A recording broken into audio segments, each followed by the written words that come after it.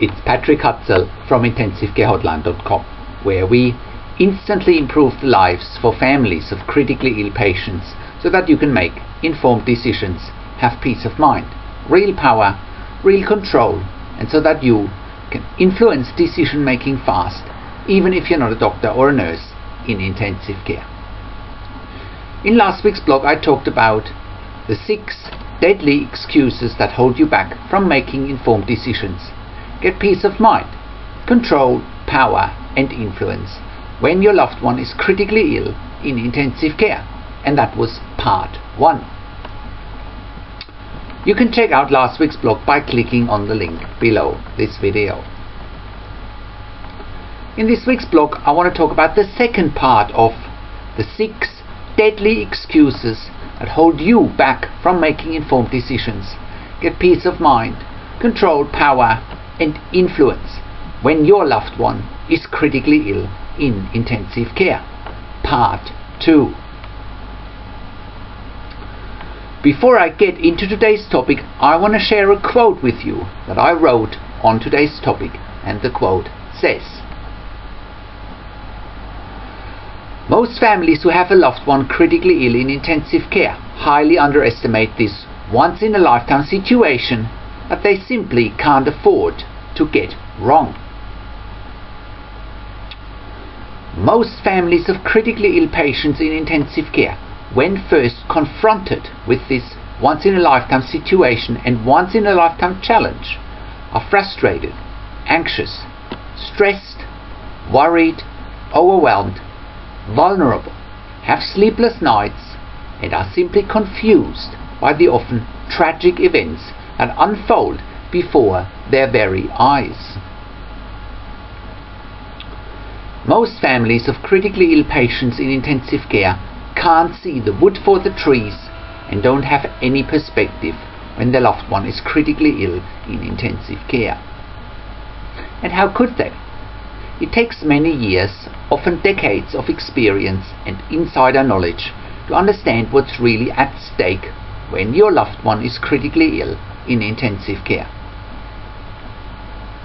The consequences of having a loved one critically ill in intensive care can be dramatic, and the consequences can be deadly, quite literally. Therefore, any family who has a loved one critically ill in intensive care and wants to make informed decisions, have peace of mind, control, power, and influence, needs to advance very quickly, needs to start doing their own research, quickly learn what questions they need to ask. They also need to very quickly learn and understand that what you see is not always what you get in intensive care, because there are so many dynamics and variables at play that families at first have no knowledge and insights about. Intensive care is an extremely volatile as well as highly political environment, and therefore you and your family need to be prepared as much as you can, because if you're not, the consequences can be deadly, quite literally. So let's get into today's topic. As I said, I want to continue from last week's blog. I want to share with you the remaining 4 deadly excuses that hold you back from making informed decisions. Get peace of mind, control, power, and influence when your loved one is critically ill in intensive care. If you have watched the last week's blog, you know that I have specifically chosen to use the phrase deadly excuses because I have so many people seek out my services and advice that come to me when it's too late. What do I mean by that? Many clients come to me when they have already lost their loved one from a critical illness in intensive care and didn't survive their stay in intensive care. Now, whilst I can fully understand and appreciate that you want to do your own research about what may or may not have happened whilst your loved one was critically ill in intensive care and passed away, wouldn't it be smart to do your own research whilst your loved one is critically ill in intensive care and take charge and control of the situation? My prime example here is that a few weeks back I had a lady call me and she said that her 6-year-old son had died a couple of weeks ago in intensive care whilst being on ECMO for a heart condition. The lady was absolutely baffled when she found my website and obviously felt compelled to make a phone call. After I answered her most burning questions, she said to me, if I had known that information like this existed and if I had known about your site. She didn't finish the sentence and I could sense that she was close to tears. I have written a blog about this. Check out Having a Loved One Critically Ill in Intensive Care. Don't be a victim. The fact of the matter is that whenever you have a loved one critically ill in intensive care, you can't afford not to do your own research. You can't afford not knowing what questions to ask because you and your family are in this once-in-a-lifetime situation and you know you simply can't afford to be getting wrong. Therefore, staying put at the sidelines and watching this event passively from the sidelines might well prove deadly in a rather literal sense. And I can and I want to help you with this situation, but not when it's too late. I'd much rather help you when we can work together to find solutions to your problems whilst your loved one is critically ill in intensive care and is still alive. So, without further ado, let's get into training 4 deadly excuses that hold you back from making informed decisions, get peace of mind, control, power and influence when your loved one is critically ill in intensive care. So, deadly excuse number 3. Families of critically ill patients in intensive care think that doing your own research is too complicated. Now I can tell you that you don't need to become a doctor or a nurse whilst you are doing this research. However, you need a quick crash course about some basic things in intensive care. After all, remember, you want to be in a position to make informed decisions, get peace of mind, control, power and influence quickly. And whilst the clinical stuff is important, it's not nearly as important as your ability, your skills and also your guts to manage the intensive care team so that they don't manage you. And that's exactly what I help you to do here at intensivecarehotline.com. I help you to manage the intensive care team by showing you exactly what's really happening in intensive care that you didn't expect and that you didn't see at the start. I help you to read between the lines and I help you to decode the intensive care team's talk. I show you and help you interpret everything the intensive care team is telling you or not telling you. I help you interpret the data, so to speak. I also show you what questions you need to ask so that you can make informed decisions, get peace of mind, control, power and influence real quick. And it doesn't have to be that hard, and your ability to get the information you need and then implementing it is the key to your success. Even if you think that the doctors and the nurses must be smart, forget about it, because you are at least as smart as they are. Never ever be intimidated by the intensive care team's perceived power and their perceived authority. Once you implement what you are learning here, you are the authority.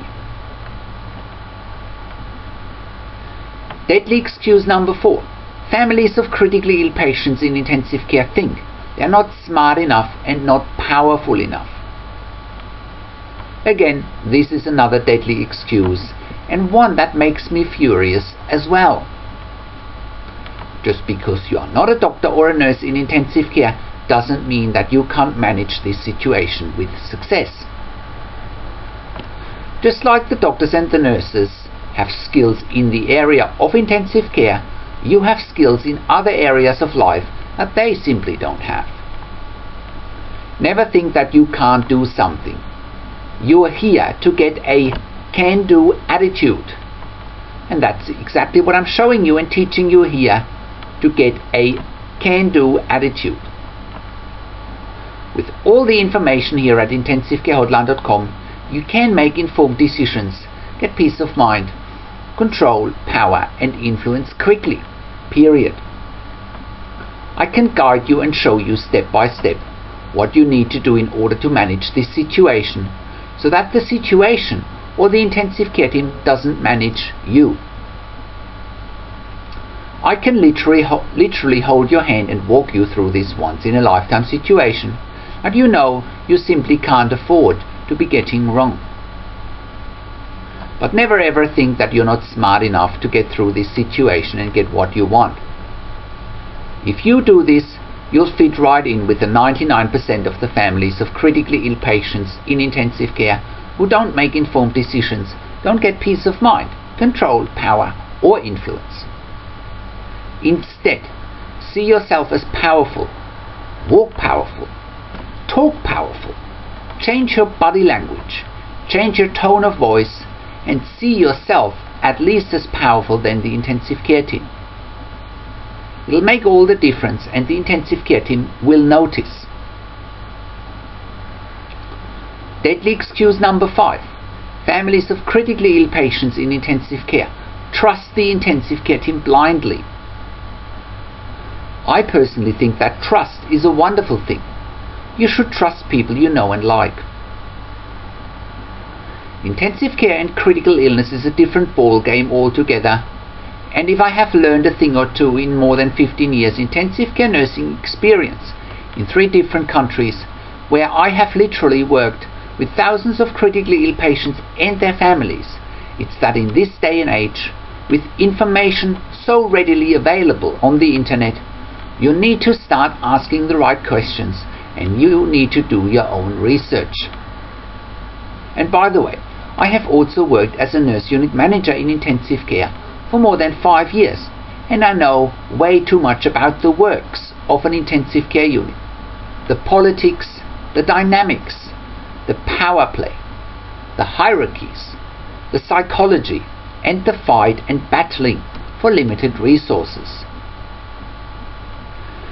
Therefore, you and your family can't really afford to trust blindly, especially if your critically ill loved one is in one of the following difficult, heartbreaking and challenging situations, and is either very unstable and in a very critical condition, or is in a life-threatening situation, or is not waking up after an induced coma, or is in intensive care for long-term treatments and long-term stays, including long-term ventilation, or your loved one may be having a severe or traumatic head or brain injury, or your loved one may be threatened with an NFR, not for resuscitation, or DNR, do not resuscitate order.